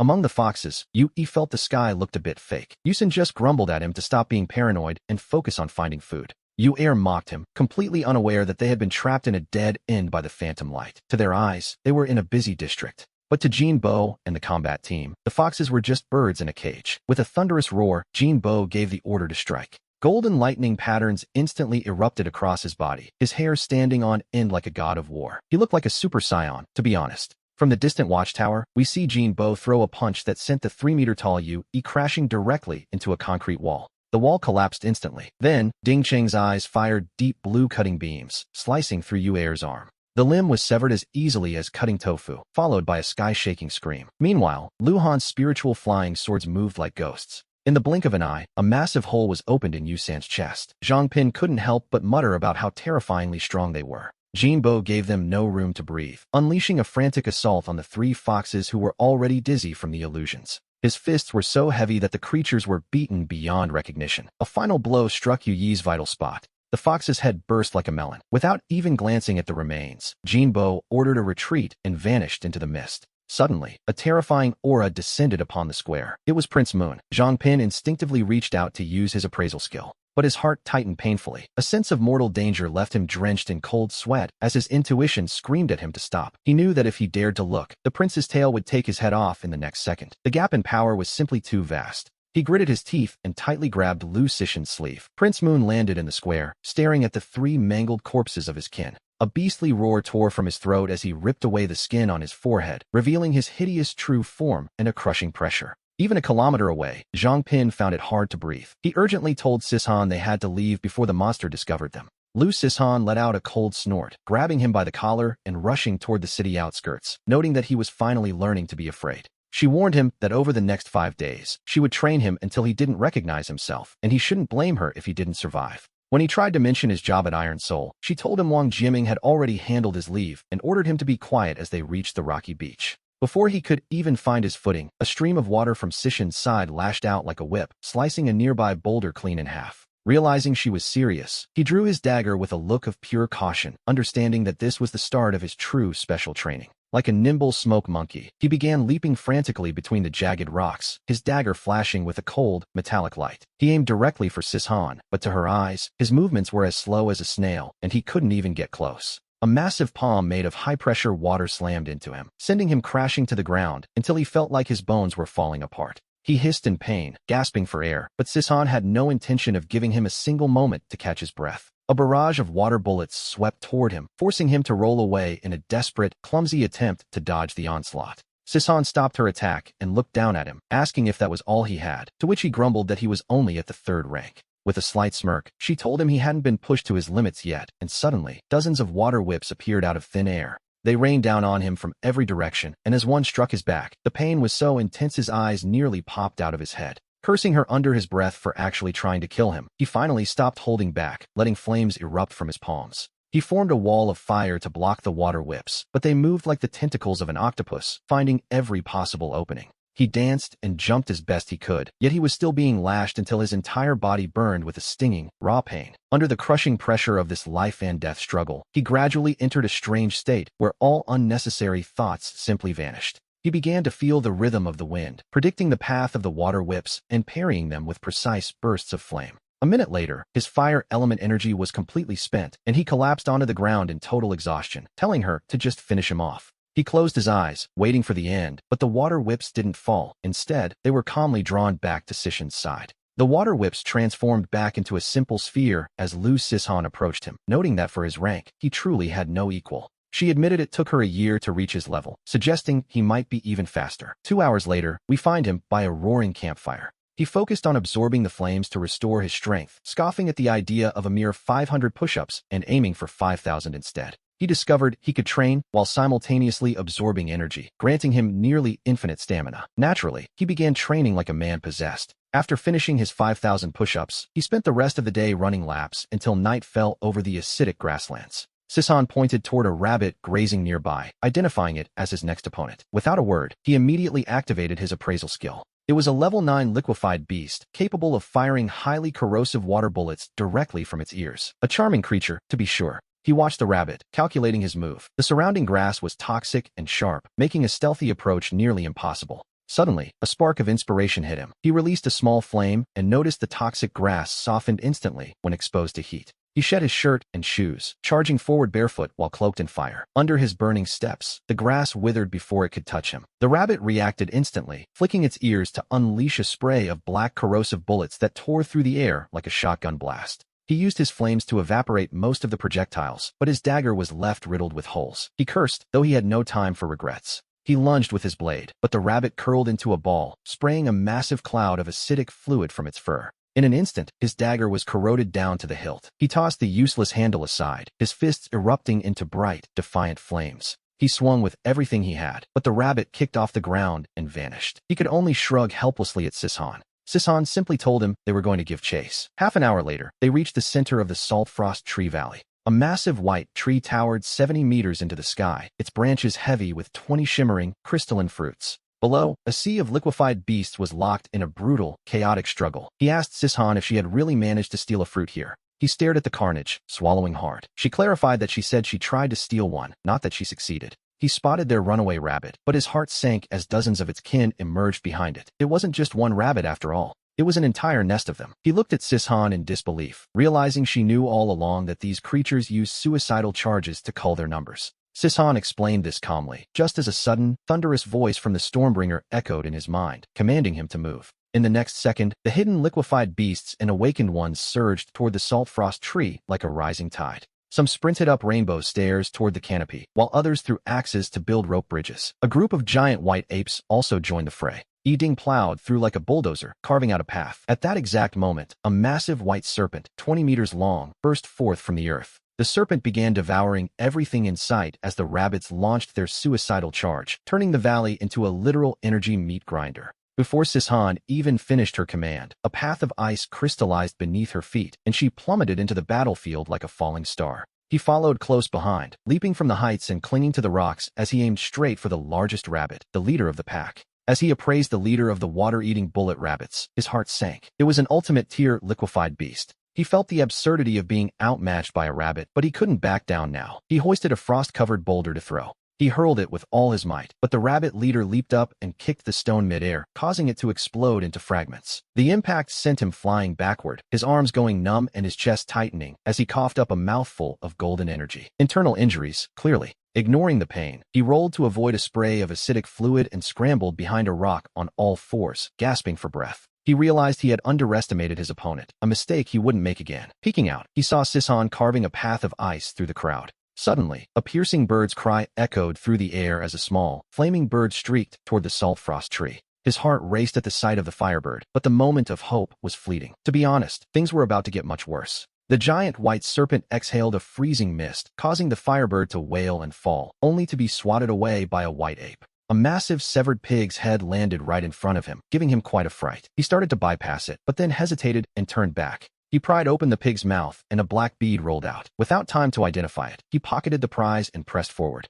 Suddenly, a bolt of lightning struck, vaporizing half of the firebird's remains. He lunged forward, grabbed the charred half, and ran for his life. Collapsing behind the rock, he was as exhausted as a spent dog. He pulled out the black bead and began the appraisal process, which, fortunately, was a success. It was a nether mist orb, an energy core formed after the fall of a nether mist black mountain boar. Absorbing it offered a 1% chance of gaining the power to manipulate nether mist. He stared at the result in silence. To absorb or not to absorb? It was a truly philosophical question. Images flashed before his eyes. Su Jingyao's disguised face and the unsettling, arrogant smile of Prince Yu. He remembered the despair he felt at Tianchong Lake. Did a weakling like him really have the right to be picky? He gave a self-deprecating laugh. He tilted his head back and swallowed the bead. A second later, a massive surge of pain erupted from his stomach, leaving him curled in a ball. He felt something crawl from his stomach into his brain, and then, black mist began to seep from every pore. 5 minutes later, the agony finally faded. Sprawled on the ground, he used appraisal on himself. Level 9, 5-star potential, and a lifespan of 99 years. Not bad at all. He had a new talent, the Timeless One. When absorbing special items, there was now a 10% chance to gain a corresponding special constitution. And another, nether mist body, which allowed him to convert the fear of living beings into controllable mist. It was worth it. He nearly laughed out loud. His level had jumped by 6, his life was extended by a decade, and he had 2 incredible new talents, especially that nether mist. It gave him the power to harm enemies far above his level. He laughed until tears came. To be honest, the feeling of becoming stronger was intoxicating. Using his flames to recover his strength, he looked toward the rabbit leader nearby. It was time to settle the score. With a flick of his finger, a bolt of nether mist shot out. The rabbit leader reacted instantly, trying to kick the mist away, but the mist simply passed through its leg. It pierced straight through to its vitals, killing it instantly. He dragged the 40-pound rabbit back, using the mist to form a knife for skinning and gutting. He set it over a fire to roast, seasoning it with salt gathered from the ground. A strange, savory aroma filled the air as he tore off a leg. He took a bite. It was crispy on the outside and incredibly juicy. The taste was divine. However, he had overlooked one small detail on this battlefield.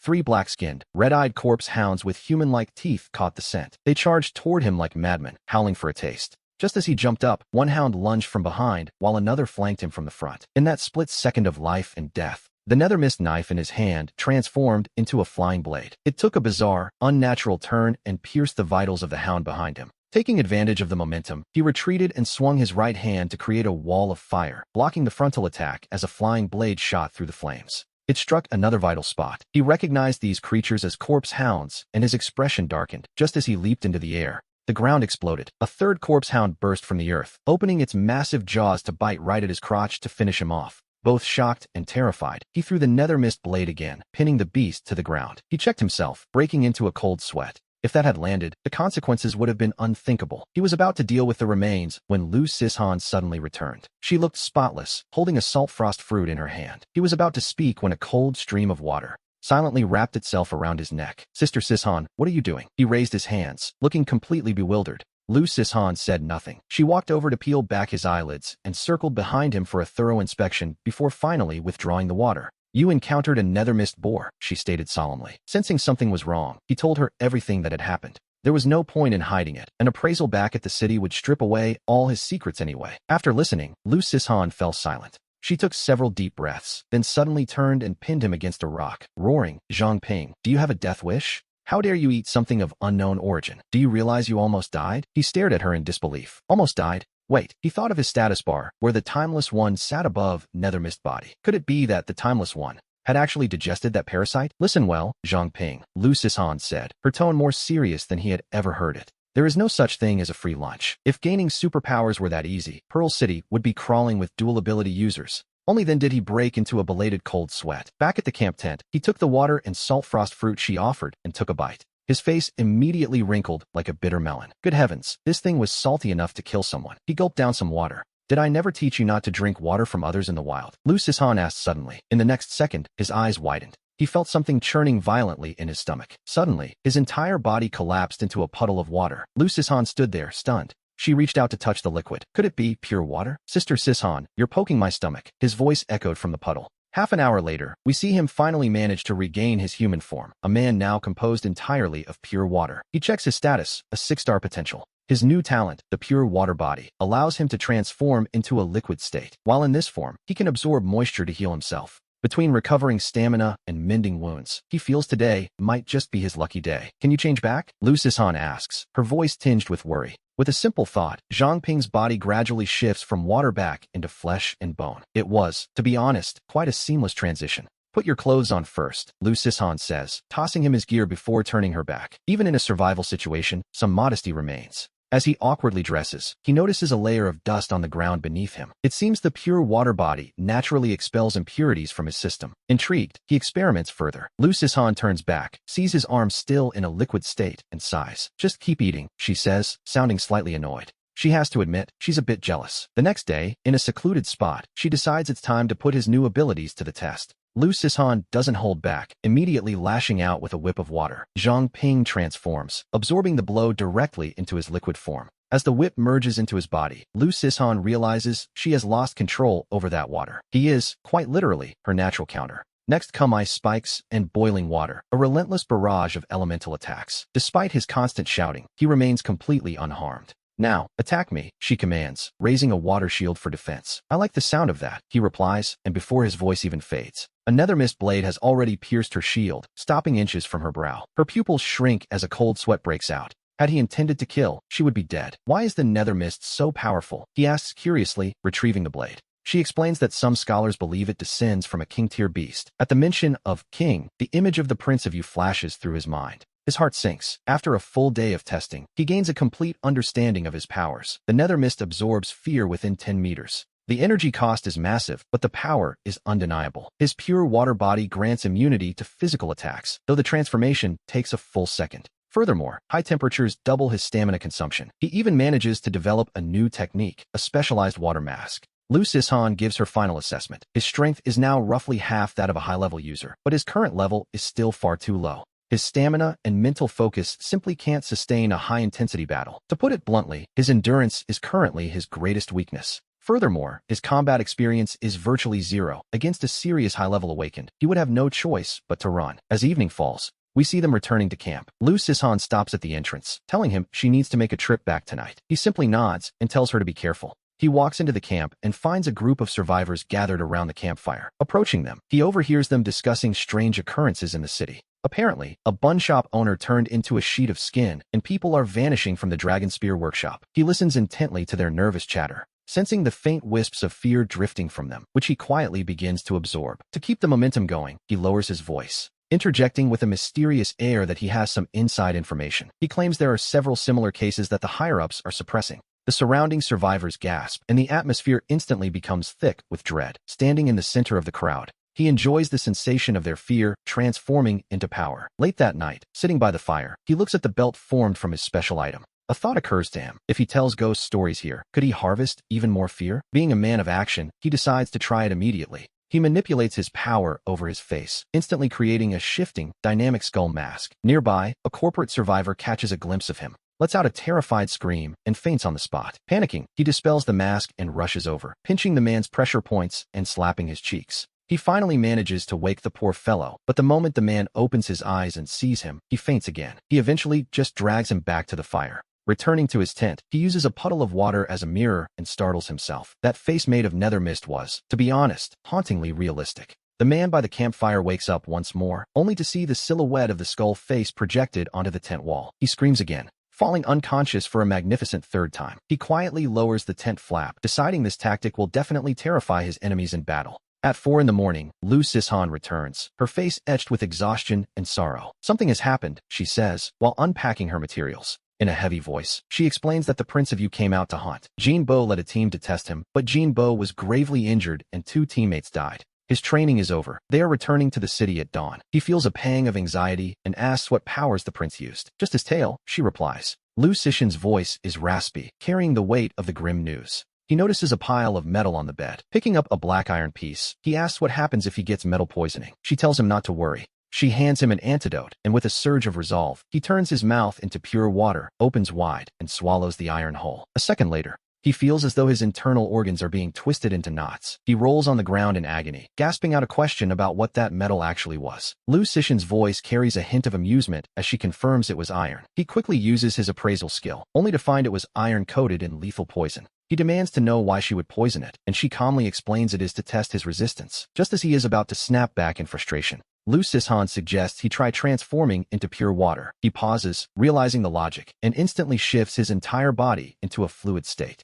The sensation of being poisoned vanishes immediately. Lu Sishan watches him recover and mentions that she consulted the captain on his behalf. The captain suggests he focus on mastering just 1 or 2 abilities to their absolute limit. After all, while his powers may grow, a person's energy is finite. Coming from Situ Shiba, the master of mimicry himself, this advice carries significant weight, and so, he decides to be truly ruthless with himself. He begins stuffing every material Lu Sishan brought back into his mouth, one by one, regardless of whether they are toxic. Hours later, he is sprawled on the bed, feeling like he might actually throw up, yet not a single new ability has manifested. It seems this method isn't quite as reliable as he hoped. After wriggling around the bed as a puddle, he returns to human form and tells Lu Sishan he has decided to focus on nether mist and his water body for now. Meanwhile, at the cleanup squad headquarters, Situ Shiba taps his fingers, and the entire office is instantly drained of color, turning into a world of black and white. A shadow operative appears before him. Without even looking up, Situ Shiba asks if the whereabouts of the investigation teams have been confirmed.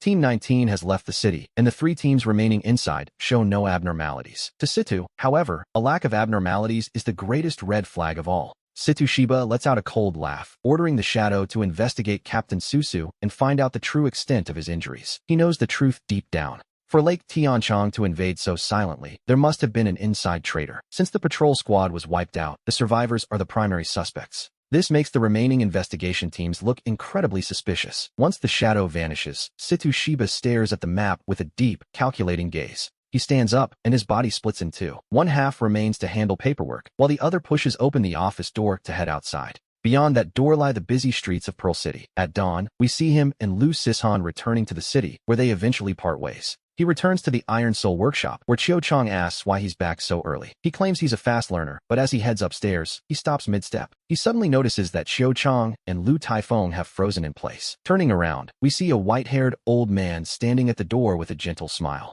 The man's gaze feels as though it could pierce right through him. He drops his luggage, fully on guard, and asks who the stranger is. The old man simply tells him to use his appraisal skill. He tries, but the result is a string of failures, 66 times, to be exact. It seems some walls are simply too high to climb. After the 666th failure, his heart sinks, though deep down he has already guessed the man's identity. The cleanup squad captain, Situ Shiba. Situ Shiba tells him to stop wasting his effort and walks upstairs. After pouring a cup of tea, our protagonist cautiously asks how he should address his guest. Situ Shiba sees right through the little game, calling him a sly fox. He points out that through the wind rainers, the young man surely knows his name already. His heart skips a beat at the realization. Situ Shiba merely smiles faintly, noting that he shouldn't think too much until he learns to block mind-reading abilities. He immediately commands his mind to go blank. Situ Shiba mentions that in over 200 years, Pearl City hasn't seen another infinite halberd user. The captain sets down his teacup and looks at him. After all, how could he possibly resist coming to see such a rare talent for himself?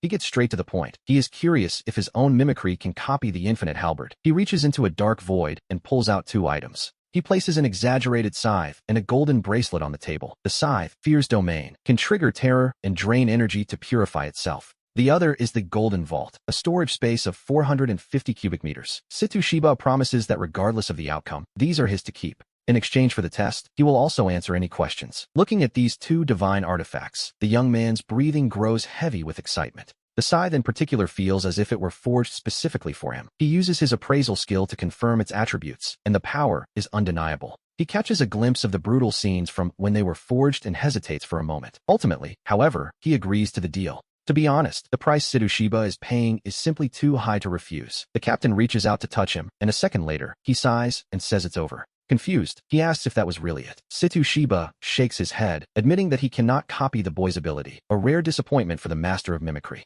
He isn't entirely surprised, though. He helps bind the equipment to its new owner and begins to answer the boy's burning questions about the world. He asks why someone as powerful as Situ Shiba hasn't personally dealt with the Moon Prince. Situ walks to the window, explaining it isn't a lack of will, but a lack of ability. He explains that Pearl City possesses a king-rank artifact called the Sun Moon Pearl, which should downgrade any king-rank beast that enters. But things have changed. The realization hits him instantly, and his face turns pale. There is a traitor within the city walls, a remnant of the disgraced Zhu family. A flicker of sorrow passes through Situ Shiba's eyes as he begins to recount the dark history of 200 years ago. He clenches his fists in a silent rage, wondering why a family that treated humans like slaves and livestock wasn't wiped out back then. Shiba offers a bitter smile, noting that the situation is far more complex than he imagines. After a long talk, the true state of Pearl City gradually becomes clear. Now, the most urgent task is to identify the traitor and uncover the true nature of the Skyfox King. Since he is the only one who can see through the Skyfox's disguise, his mission is to investigate the Moon Prince. Over the following days, he settles into a strict routine, studying by day, practicing his boxing in the evening, and transforming his identity late at night. He wanders the streets of Pearl City, hunting for those hiding in the shadows, yet the city's surveillance cameras show absolutely nothing. This silence is a warning in itself. He is certain the Zhu family remnants are using some method to bypass the city's monitoring. At midnight, he drifts through the streets like a ghost, scaring a few criminals along the way to collect high-quality fear. Suddenly, we see him spot 3 individuals acting in a highly suspicious manner. He reports the 3 shady figures through his badge. Lu Sishan's voice crackles back, promising to check with Manny. The background is filled with the sounds of battle. Soon, Manny reports that Skyfire Road shows no abnormalities. If even the cameras can't see them, Lu Sisan realizes something is very wrong. She warns him not to act rashly and to wait for her. He puts away the badge, transforming into a massive black python shrouded in mist. He silently glides onto a rooftop to observe from above. He watches the 3 men use a few stones to break the barrier of a luxury villa. He uses his appraisal skill on the objects, array-suppressing stones that can mask most barriers. The vision of how these items were made is truly horrifying. They were forged using the life source of living, awakened humans. His gaze hardens with resolve. He makes a silent vow that he will never allow the beast-taming Zhu family to rise from the ashes. The trio slips into the villa as if searching for someone. He watches patiently until they emerge from a room carrying a sleeping girl. They are trying to escape. He immediately follows, using his appraisal on the girl. Her name is Chun Junting, and she has a 12-star potential. Her talent is the body of holy light, possessing a source energy capable of influencing all life. With 12-star potential, it is enough to make anyone catch their breath. While the full utility of such a body remains a mystery, he knows one thing for certain. He cannot let them take her. He covers his face with his mask, and wielding the fierce scythe, he leaps from the roof like a descending god of death. The man guarding the rear catches one look at his face and is instantly paralyzed by pure terror. With a single swift strike, the man's vital points are pierced. The leader, Zhu Hongyan, turns pale at the sight. He barks an order to his subordinate, Huang Wu, telling him to stay behind and block the intruder's path. In an instant, he pierces through Huang Wu. As he rushes past the remains, he feels a surge of pure, purple fear unlike anything he has ever felt before. This energy flows into him, making his mask and cloak feel more solid. He finds he can even float off the ground, moving faster than a bullet. He transforms into a dark shadow, rapidly pursuing the fleeing Zhu Hongyan. Suddenly, a sharp arrow whistles through the air from the side. The projectile strikes a vital spot, but he simply dissolves into a puddle of water and quickly reforms. A masked archer lands gracefully before him. Without a single word, the stranger fires another arrow crackling with electricity. To be honest, this assassin isn't interested in conversation. A whip of water lashes out from the distance, knocking the arrow aside. He shouts toward Lu Sishan, telling her to ignore him and save the girl. Lu Sishan doesn't hesitate for a second, immediately turning to give chase. Now, only he and the masked archer remain in the silent alleyway. The masked man fires an arrow into the sky. The moment he looks up, the assassin appears behind him like a ghost, wielding a lightning-charged dagger. The blade sinks deep into his back, and he is instantly shocked into a pool of charred, black liquid. The assassin mutters that he should never look away. With a cold sneer, the masked man pulls out oil to destroy the remains. But suddenly, countless sharp spikes erupt from the charred liquid. The spikes pierce through the assassin's hand. His face emerges from the liquid, and in a chilling tone, he thanks the man for the lesson.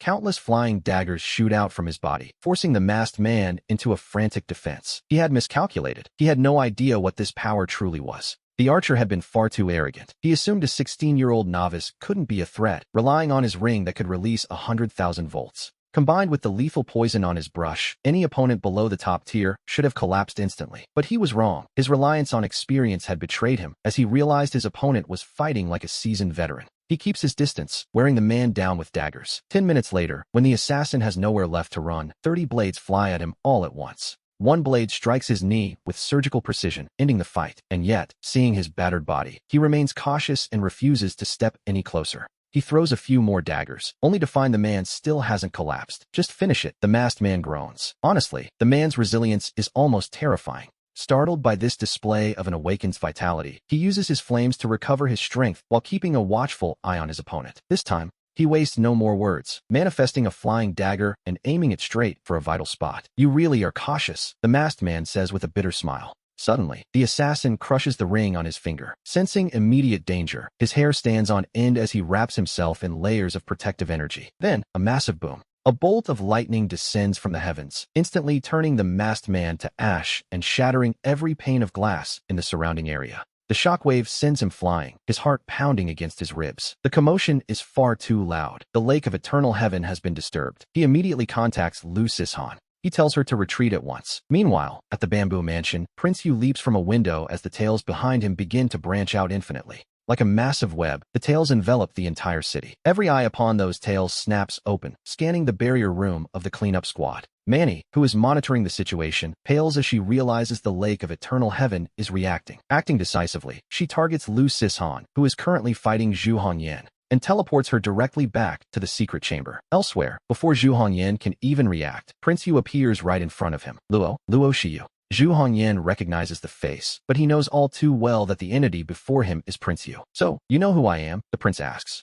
Prince Yu narrows his eyes, a tail coiling around the man and dragging him close. He catches the scent of the blade marks on the wall and sneers coldly. You all fought so hard just to snatch her away. I have no idea what you're talking about, Zhu Hongyan insists. How interesting, Prince Yu replies with a smirk. A tail pierces through the man's vital points instantly. He then picks up the unconscious girl, Chen Junting, and mutters to himself, I wonder if eating you would be fun. Just then, Chen Junting wakes up. She looks at Prince Yu and gives a sweet, innocent smile. Sister, you're so beautiful. Prince Yu's raised hand freezes. He wants to eliminate this girl, yet he finds himself completely unable to strike. He turns away and lets out a raspy roar. Yueying, finish her. Yueying lunges from the shadows, but a moment later, his own claws sink into his own shoulder. Your Highness, I cannot do it. Prince Yu trembles violently, his tail stopping just inches from Chen Junting's face at the very last second. A crushing sense of guilt washes over him. Finally, gritting his teeth, he decides to take Chen Junting back to the bamboo mansion first. Meanwhile, through his Wind Rain listener ability, he overhears fragmented conversations that confirm his suspicions. Chen Junting's power is anything but simple. Taking advantage of the chaos, he returns to the alley to scavenge for spoils. Suppressing his discomfort, he begins searching the two sets of remains. He manages to recover a copper ring lantern and a ring. Just then, a burst of flame explodes beside him as a red-haired youth appears. The youth, clearly possessing a fiery temper, steps forward and suggests they split the loot. He slowly turns around, his expression unreadable. The mask of the Reaper manifests on his face as his black cloak flutters without a breeze. Raising his dread scythe, he asks in a hollow, echoing voice, "What did you say?" The red-haired youth's legs instantly turn to jelly from sheer terror. We move to the next morning, where he wakes to see Prince Yu's tail sweeping across the city sky. The phantom light barrier has essentially failed. Pearl City is now facing a purge by the ethereal beasts. With a heavy heart, he decides to stay low for now at the Iron Soul Smithy. Meanwhile, at the City Lord's mansion, Prince Yu watches Chen Junting with a growing headache. This girl's ability is far too bizarre for comfort. He finds himself unable to harbor any hostility toward her, or even refuse her requests. For now, he is forced to keep this little troublemaker close, lest she accidentally charm the entire Lake of Eternal Heaven tribe. Sister Shiyu, won't your family worry about you? Junting asks with wide, innocent eyes. I have no family, Prince Yu replies stiffly. I don't have a mother either, Junting adds, seemingly unfazed by his cold tone.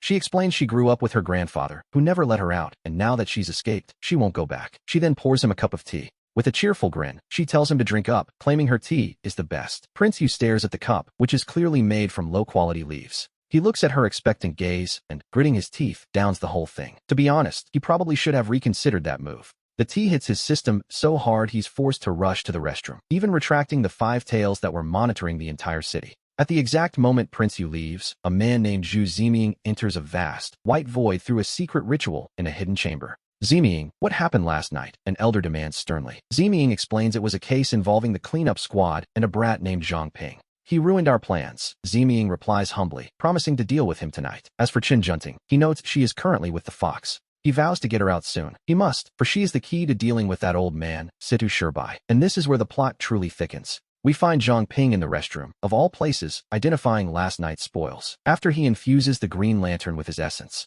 it unexpectedly evolves into a ghost lantern, granting absolute invisibility against anyone below king rank. A miraculous find, to say the least. Next, he examines the copper ring and the band. As expected, their creation was steeped in cruelty, causing him to grit his teeth in disgust. He stores the items in his golden treasury just as a voice calls from outside, asking if he's shitting diamonds because he's taking so long. Meanwhile, at the cleanup squad headquarters, Situ Shirbai is holding a meeting to review the details of last night's operation. Situ Shirbai looks toward Lu Sisan and tells her to pick 2 items from the armory, one for herself and one as a reward for Zhang Ping. It was a pointed suggestion, and Sisan understands immediately. She is to find Zhang Ping tonight. Shen Mingxiang tries to object, but Shirbai cuts him off. The leader declares he will personally provide cover for Sisan this time. At the city lord's mansion, Zhu Ziming stops a predatory ethereal fox in the corridor. He asks the creature to take care of someone for him, handing over a crescent wolf's canine as payment. Naturally, the fox agrees without hesitation. By nightfall, we return to the Beast King Gym, where the group is busy learning a new technique called the Phoenix Claw. Zhang Ping hands out the incredibly expensive secret medicine to the others, silently cursing the gym's prices 100 times over. During free sparring, he approaches Wang Jiaming and suggests they practice together. Jiaming sheepishly admits he hasn't even mastered the basics yet. Zhang Ping just smiles and tells him it's fine to just try. Deep down, he knows Jiaming has likely been bullied while he was away.